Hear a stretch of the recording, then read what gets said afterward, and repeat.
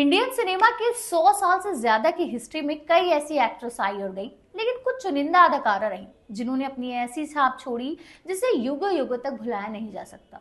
और इस लिस्ट में सबसे पहला नाम आता है 17 अक्टूबर 1955 को मुंबई में पॉलिटिशियन शिवाजी राव पाटिल और सोशल वर्कर विद्याताई पाटिल के घर में जन्मी स्मिता पाटिल का। नमस्ते, मेरा नाम आमिना है और आप देख रहे हैं आपकी खबर। और आज हम बात करेंगे स्मिता पाटिल की। सांवला रंग, आंखों में चमक और चेहरे पर एक attractive confidence. Smita Patil Hindi cinema का वो जगमगाता सितारा थी जिन्होंने महज 11 साल के करियर में अपने टैलेंट से हर किसी को हैरान कर दिया था। वो वैसे तो पैरेलल सिनेमा का चेहरा थी जिन्होंने मंथन, मंडी, बाजार, अर्थ सत्य, निशांत और भूमिका जैसी फिल्मों में अपनी फाइन एक्टिंग से खुद को बेहतरीन एक्ट्रेस की लिस्ट में शुमार कर लिया था। स्मिता को बचपन से ही एक्टिंग का शौक था। बचपन में स्कूल में ड्रामा करती थी और बड़ी होकर थिएटर आर्टिस्ट बन गई। यूनिवर्सिटी ऑफ मुंबई से लिटरेचर की पढ़ाई पूरी करने के बाद वो डीडी नेशनल में एक न्यूज रीडर बन गई। वो डीडी नेशनल में मुंबई की खबरें पढ़ती थी। कहा जाता है कि स्मिता को साड़ी पहनना बिल्कुल पसंद नहीं था और उस दौर में डीडी नेशनल में न्यूज रीडर को साड़ी पहनना कंपल्सरी था। ऐसे में स्मिता जीन्स के ऊपर ही साड़ी पहन लिया करती थी। जब स्मिता डीडी नेशनल पर न्यूज रीडर के तौर पर काम करती थी तब उन पर पैरेलल सिनेमा को दुनिया भर में पहचान दिलाने वाले फिल्म मेकर श्याम बेनेगल की नजर पड़ी, जिन्होंने बाद में स्मिता को चिल्ड्रन फिल्म चरणदास चोर से लॉन्च किया था। लेकिन स्मिता को पहचान फिल्म मंथन से मिली थी जिसने उन्हें घर घर में मशहूर बना दिया। तभी उन्हें एक और फिल्म तीव्र मध्यम मिली। एक्चुअली स्मिता पाटिल के सांवले रंग और खूबसूरती बनावट से श्याम बेनेगल इंप्रेस हुए थे। एक इंटरव्यू में डायरेक्टर ने कहा था, किसी ने नहीं सोचा होगा कि स्मिता पाटिल हीरोइन बनेगी, क्योंकि इंडिया में डार्क स्किन के प्रति लोग बायस्ड है। ये बेसलेस है, लेकिन सच यही है। मैंने टीवी और खास करके फिल्म तीव्र मध्यम में जो देखा उससे मुझे शुरू से ही ऐसा लगा था। मैं कह सकता हूँ कि पर्दे पर इसकी शानदार फोटोग्राफ हो गई।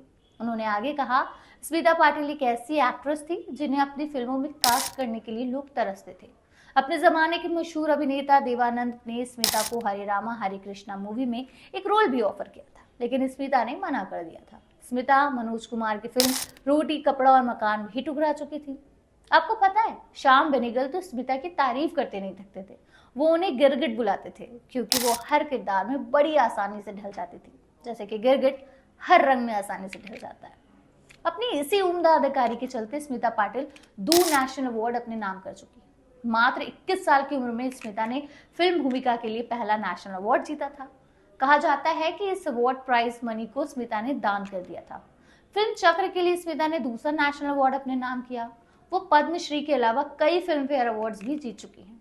लेकिन क्या आपको पता है, स्मिता अपनी फिल्मों के अलावा राज बब्बर के साथ अपने रिश्ते को लेकर भी खूब चर्चा में रही थी। जी हाँ, अपनी अदाकारी से लोगों का दिल जीतने वाली स्मिता ने राज बब्बर के साथ अपने रिश्ते को लेकर भी खूब सुर्खियां बटोरी।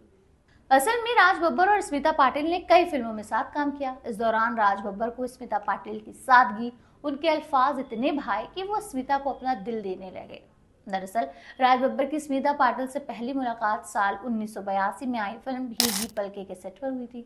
दोनों का कुछ समय हंसी मजाक में गुजरा तो थोड़ी नोकझोंक भी हुई। एक इंटरव्यू में खुद राज बब्बर ने बताया था, उस वक्त इस फिल्म की शूटिंग उड़ीसा के राउरकेला किला में चल रही थी। हमारी बात नोकझोंक से शुरू हुई, लेकिन वो मीठी तकरार थी जिसने हमारे रिश्ते की बुनियाद बनाई। इस मुलाकात में ही राज बब्बर स्मिता को दिल दे चुके थे, लेकिन इस बात ने एक मुश्किल भी खड़ी कर दी थी क्योंकि राज पहले से ही शादीशुदा थे। जी हाँ, राज बब्बर पहले से शादीशुदा थे। उन्होंने नादिरा से शादी की थी और उनके 2 बच्चे भी थे, आर्या और जूही।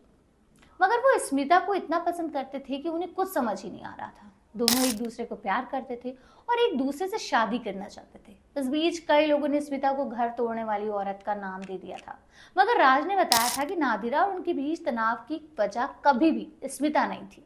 लेकिन राज बब्बर और स्मिता पाटिल की नजदीकियों ने राज, स्मिता और नादिरा की जिंदगी को हिलाकर रख दिया।